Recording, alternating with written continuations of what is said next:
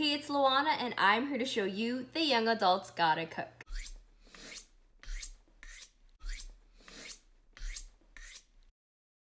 In today's episode, we're gonna be making Daifuku Mochi. It originates from Japan, but it's a very popular sweet that you can find in Hawaii. Without further ado, let's get started. For the Anko or red bean paste, we'll need Azuki beans, sugar, and salt. The first step is to measure out your Azuki beans. And yes, we're using a scale because every bean counts. And then add the water and soak them in your fridge overnight.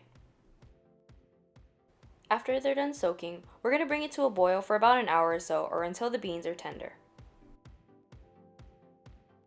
Rinse and strain the beans, then put it back on the heat and add the sugar.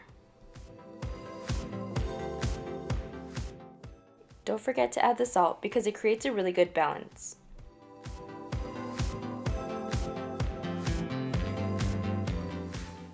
It may not look thick now, but as it cools in the fridge, it will definitely get thicker.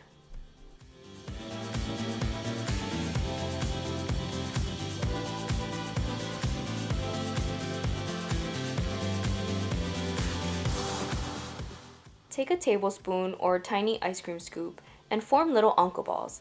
As you can see, it really did thicken while it cooled in the fridge.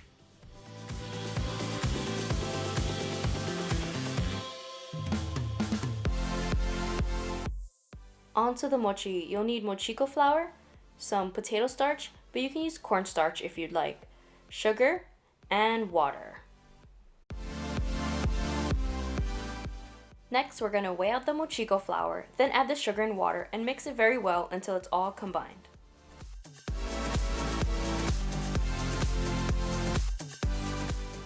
The next step is to loosely cover the bowl with saran wrap and put it in the microwave for 1 minute. While you're waiting, dust a baking sheet with potato starch. When it comes out of the microwave, give it a really good mix, and then back in it goes for another minute.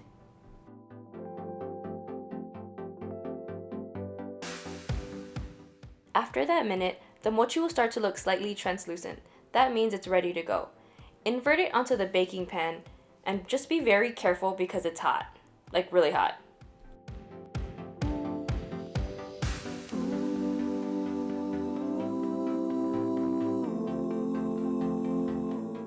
Using your hands, spread the mochi till it's about 1/8 of an inch thick.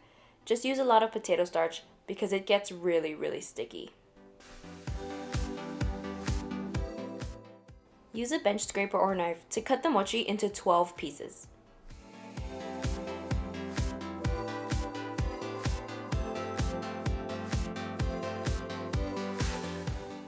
To form the Daifuku Mochi, place a piece of anko in the center, pinch and seal the edges, and use your palms to give it its round form.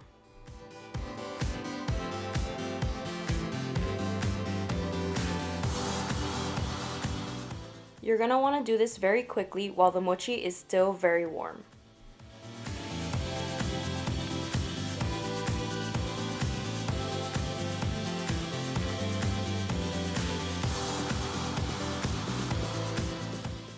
As a reward for burning your hands, you'll have some sweet, chewy Daifuku Mochi.